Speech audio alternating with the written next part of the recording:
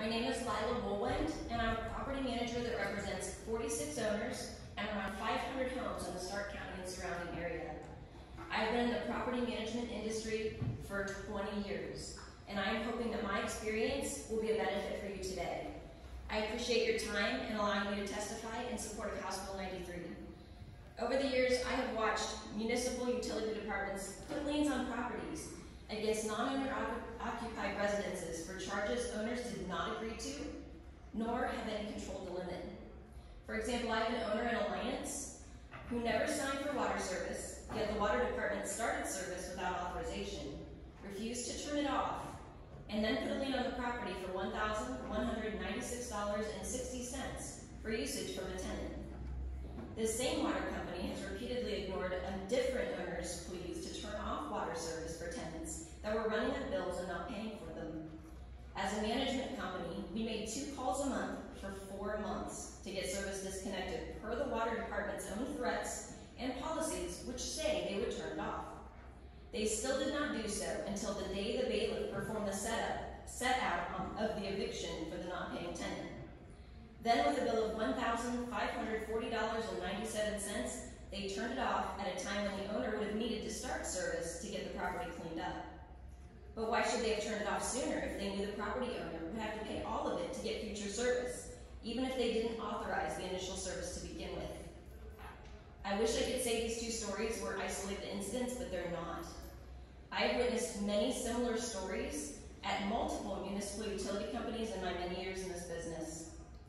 We have tried to help water departments collect from prior tenants that left overdue bills, including giving them the addresses of the tenant where the tenants had moved to. However, those water companies refused to chase the people that ran up the bills. One even admitted that it wouldn't do so because the property owner is easy to find and they can just attach a lien on the property. If the property owners who are not using the services cannot get service turned off by the municipality and cannot prevent service by not authorizing them to turn it on, they have very little control on how they can limit their financial costs. It is not logical to force an owner to pay for services they're neither using nor have any control over the start, stop, or limit of those services. If the municipal water service can start service without the owner authorizing it, ignore their own policies about when to turn off service, and allow third parties to run up bills with no liability of their own, we will continue to see the same abusive practices that are occurring.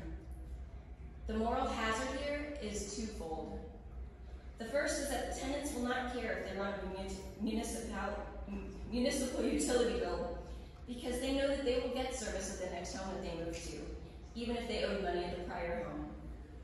The second is that the municipal utility companies don't need to follow their own policies or be fair to the property owners because they have all the leverage and none of their own liability, so they can afford to allow unpaid amounts to accrue for extended times.